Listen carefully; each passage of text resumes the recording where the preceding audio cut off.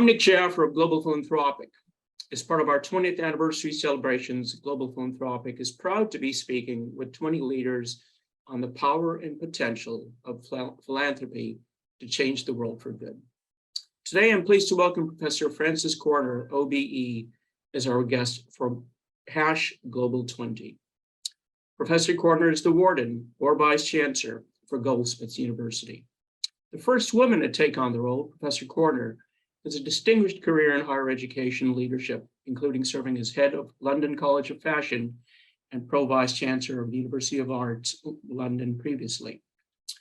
As a campaigner, she has championed the role of fashion as a force for innovation and change, particularly in the areas of sustainability, health, and well-being. Professor Corner is currently a trustee at Centrepoint and also sits on the British Fashion Council Industry Advisory Board. In 2018, she was named in the Business of Fashion 500, a professional index of key people shaping the global fashion industry. Please join me in welcoming Professor Corner. Thank you very much. Thank you, Nick. It's always a bit strange when you hear things being read out about yourself. I think they were quite accurate. Yeah. It's interesting. I did a bit of research on Goldsmiths, and I found the institution really quite compelling. I'm not sure that certainly my Australian colleagues or my Canadian counterparts would have a sense of the institution, but I do think it is a very unique place. Can you tell me more about Goldsmiths, particularly in the areas of social justice and how it may differ from other universities? I think what I'll do is I'll just sort of say a little bit about why I really wanted to become warden, and it absolutely ties into the issues of social justice. So throughout my career, which has been very much supporting and promoting creative education, so I got a doctorate from Oxford, which looked at the sort of growth of higher education and what that meant for a subject discipline like fine art. And as part of that, I became very interested in the role of universities as anchor institutions for their local communities. And so I'd also gone on to do a lot of work, for example, with prisons, with finding participation. I've always believed passionately in the role of education for transforming people's lives and for the opportunity for all to have that sort of given to them as a chance to develop and to grow and so on. So as you highlighted in your introduction, I was head at London College of Fashion, where I'd done a lot I set up the Centre for Sustainable Fashion, developed a whole programme around prisons, done a lot of work with charities, the idea that, education really can transform you as an individual and as a community and play a really key role. And then when Goldsmiths came up, I wasn't looking to go, but I was really compelled, as you said, it is a compelling institution because it was set up in South London in 1891. It was set up to really help educate people within the local community, to give them the opportunity for training and skills and to really grow and develop. And that's always been part of its DNA. And the other thing I thought was particularly interesting about Goldsmiths was the fact that it's a challenging institution. It's one that likes to challenge the norms. It's one that likes to question, and all of its subjects, like its reputation within the arts, within design, within computing, technology, within the social sciences, within the humanities, but also some of its new disciplines that are developing, like law, which is based around human rights, is this idea about the need to transform, the need to really grow, the need for opportunity, the need for social mobility, the need for social justice. And so in a way, for me, being at Goldsmiths, because it's got this history, that is part of its DNA. It continues to be part of its DNA. And it really is such an important institution for the 21st century. And I feel very privileged, and I feel very lucky to be its warden, its vice chancellor at this particular point in time, where I think we all agree the world has got many challenges and needs to have that sort of commitment that Goldsmiths has for the individual and for the community and for society more broadly.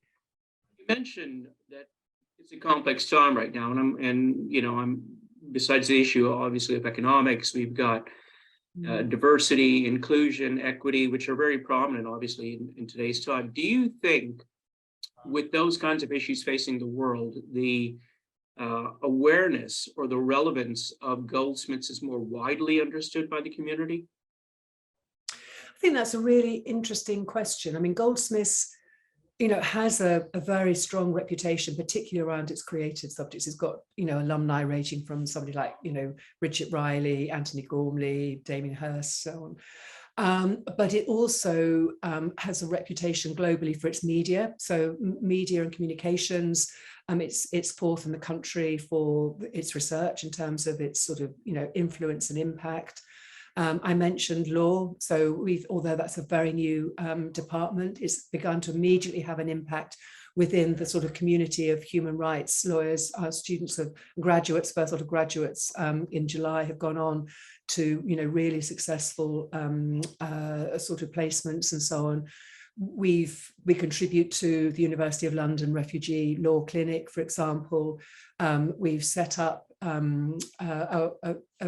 well-being clinic in the community, which is to support our social work students gain experience, but obviously looking and supporting the community. So I think its reputation, and this is where it comes back to this, the reason why I think Goldsmiths is so important is because it's committed to its roots, it's committed to South London, it's committed to its communities, but it has this global influence and global reach. And I think so it has a reputation for what it does.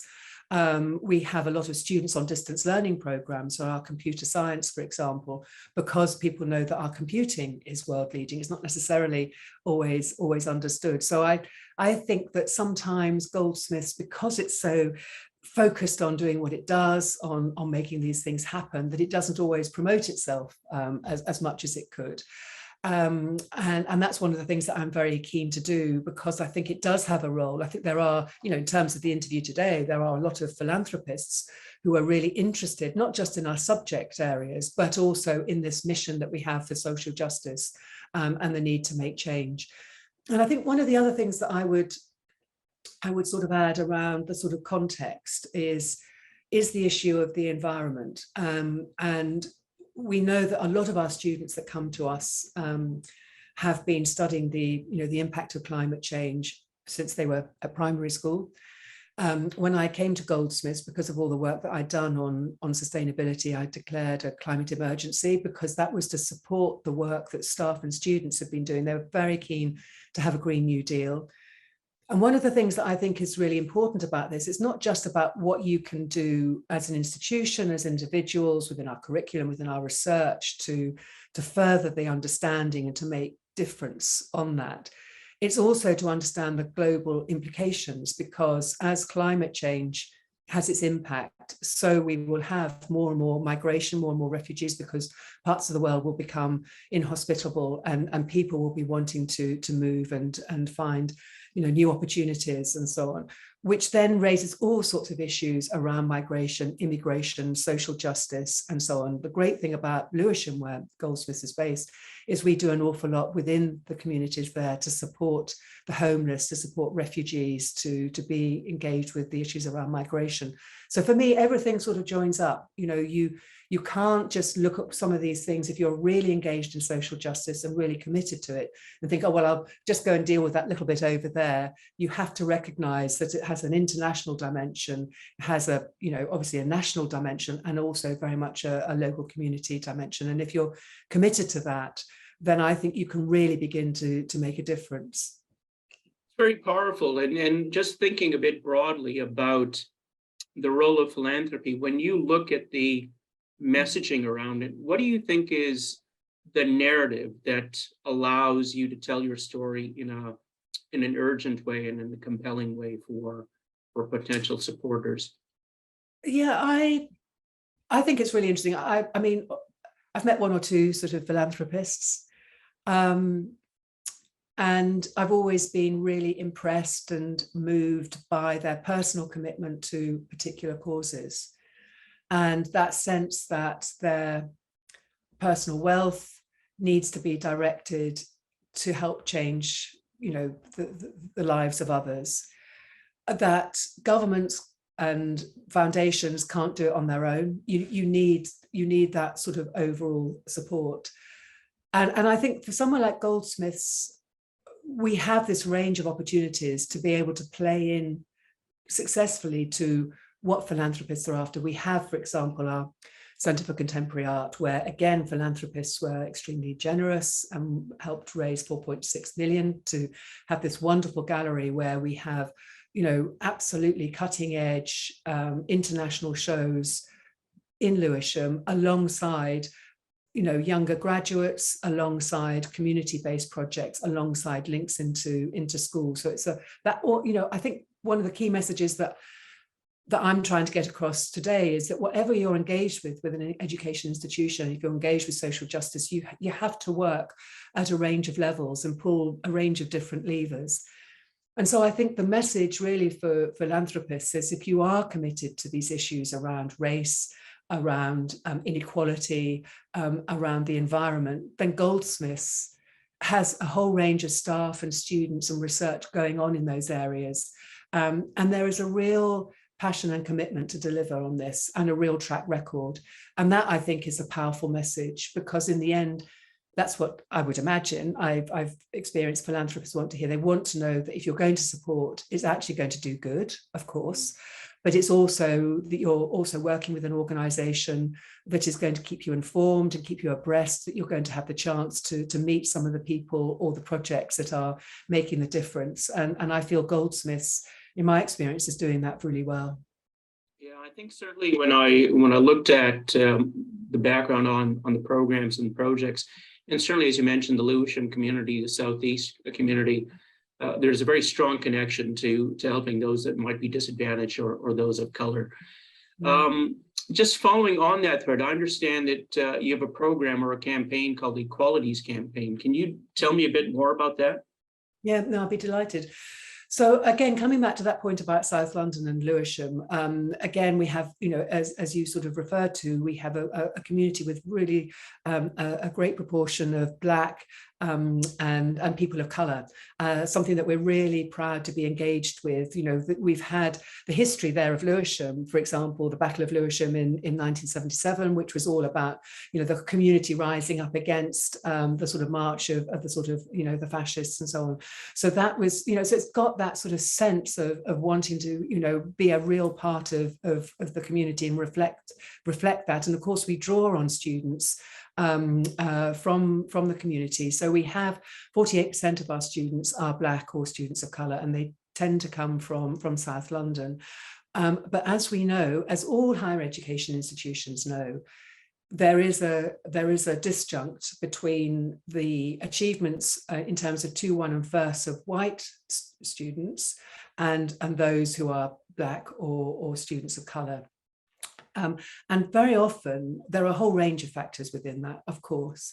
But one of them is the fact that if you're coming from a community where you are in a family where you're perhaps the first generation student going to go to higher education, you also don't necessarily have the, as an individual student, you don't necessarily have the family members with an experience of higher education. They don't necessarily have the money.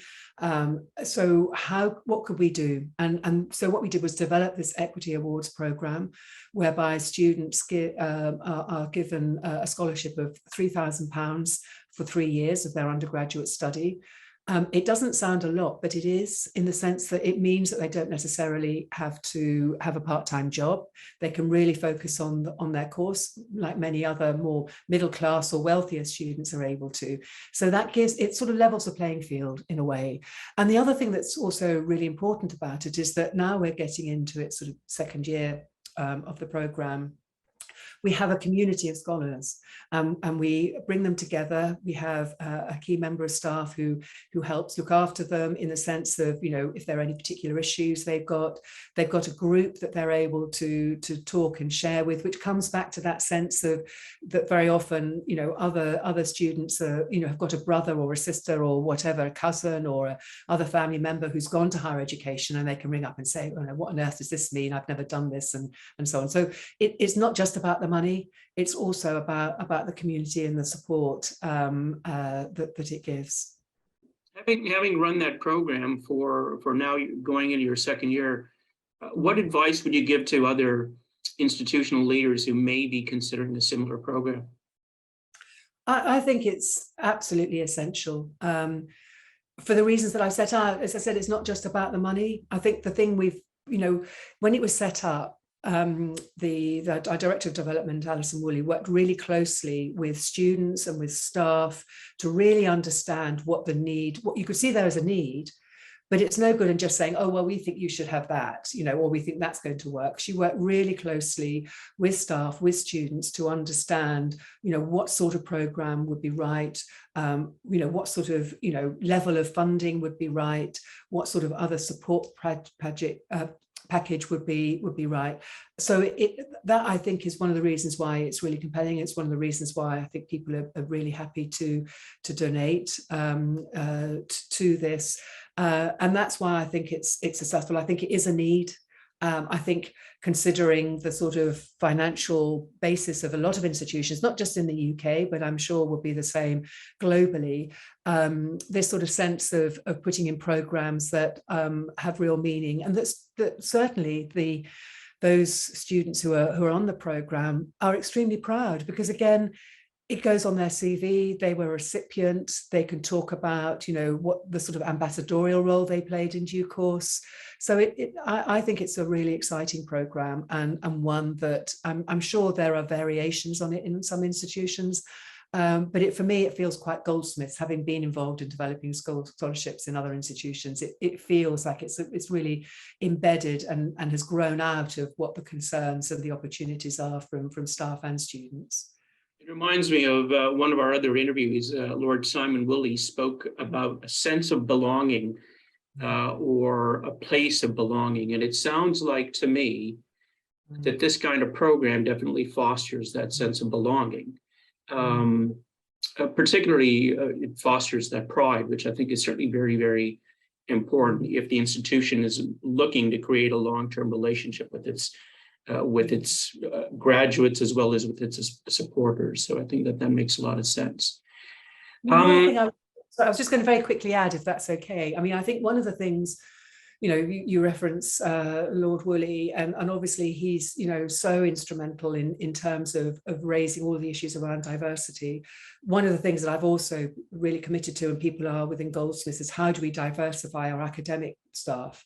And clearly what we're working on is a pipeline. So obviously supporting the students to succeed is the first half of that pipeline. The next one is how do we support students to go on to do taught masters, and what we've just instituted are some scholarships for students, Black or students of colour, to have scholarships for postgraduate research students, and then from that to move on to being postdoc. So we begin, so that, because that's all the evidence suggests that at every stage, the numbers of staff or that move on to become academics drops off, who are those staff who are Black or people of colour, because of lack of opportunity, because of obviously the sort of racism, the sort of bias that there is within institutions.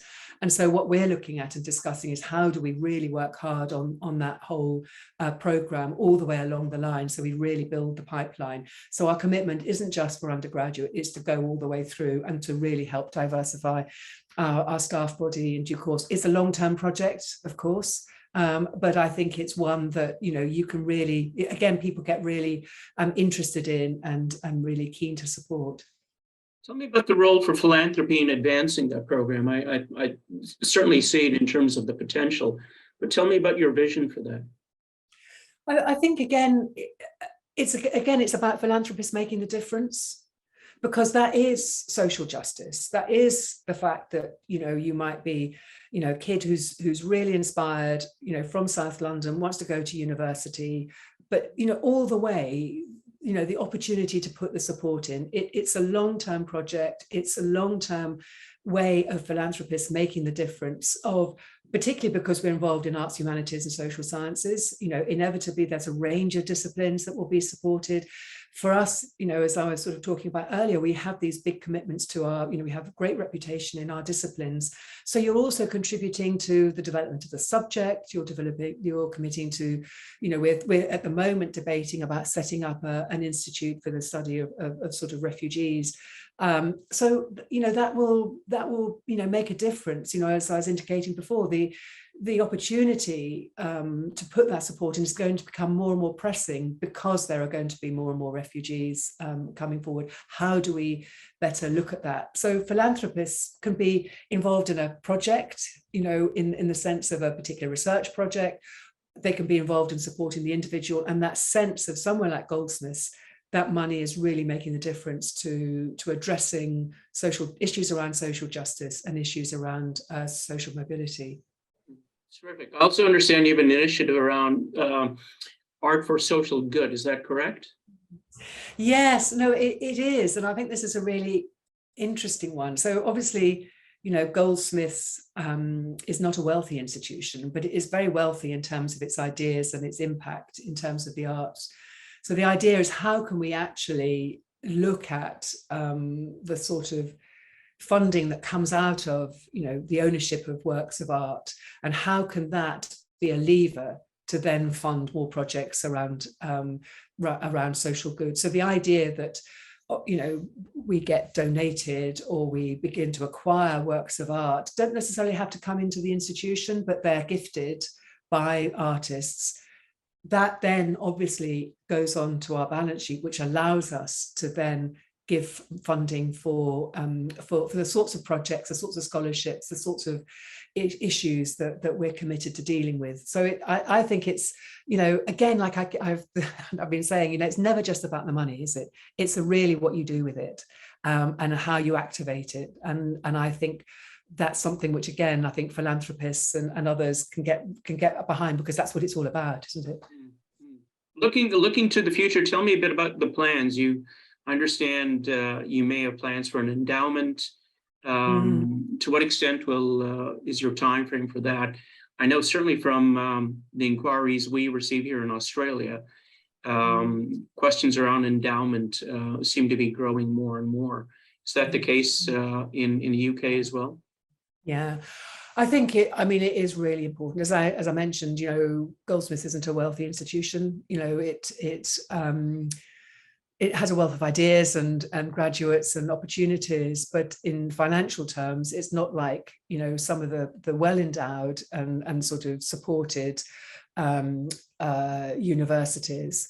And so what we're doing is setting ourselves a target. I mean, Ben Morton-Wright, who obviously, head of Global Philanthropy, has set us a challenge. He's on our council. He set us a challenge. He said we need 100 million in terms of an endowment. That's what we should be aiming for. I mean, which is, it's inspiring because it's like a big idea. Everybody goes, oh no, how are we going to get that? But then you start to think, well, there are these opportunities around the donation of or the gifting of works of art. There are, again, the sorts of programs that we're engaged with where people are donating money and we're saying, well, this will be again to be endowed. And I think unless you put that sort of stake in the ground, unless you set that ambition, it's never going to happen. And I do feel, coming back to all the things that I've been saying about the significance and importance of Goldsmiths, the fact that we that we do what we say we're going to do, that we are committed to social justice, that we do make a difference to people's lives. That's the sort of thing that people can get behind and think, actually, I want to endow this institution. I want to make sure that it is there for the future, that we're not as sort of board members and executive and sort of heads of the various areas worrying all the time about whether we're going to have sufficient funding to keep, for example, the project going on the funding of postgraduate research students. We should know, of course, you've got to have a budget. Of course, there isn't the idea of some sort of limitless sort of pot of money, but actually you can really plan and really sort of, make sure that we are there into the future. So that's the challenge. It's one that I'm really excited about. I think, I enjoy challenge always. And I think it is, we need we need a sense of purpose, all of us right now, don't we? A sense of where we're going. And I think that's just as important when it comes to raising money as it is in terms of how we're supporting our students and how we're developing our curricula and how we're developing our research. That's extremely well said. I think that's a lovely way to finish this conversation. Professor Frances Corner, thank you so much for joining me today for our Talking Philanthropy #Global 20 series. It's been a delight to hear about Goldsmiths and to hear about your leadership for the institution. Thank you. No, thank you.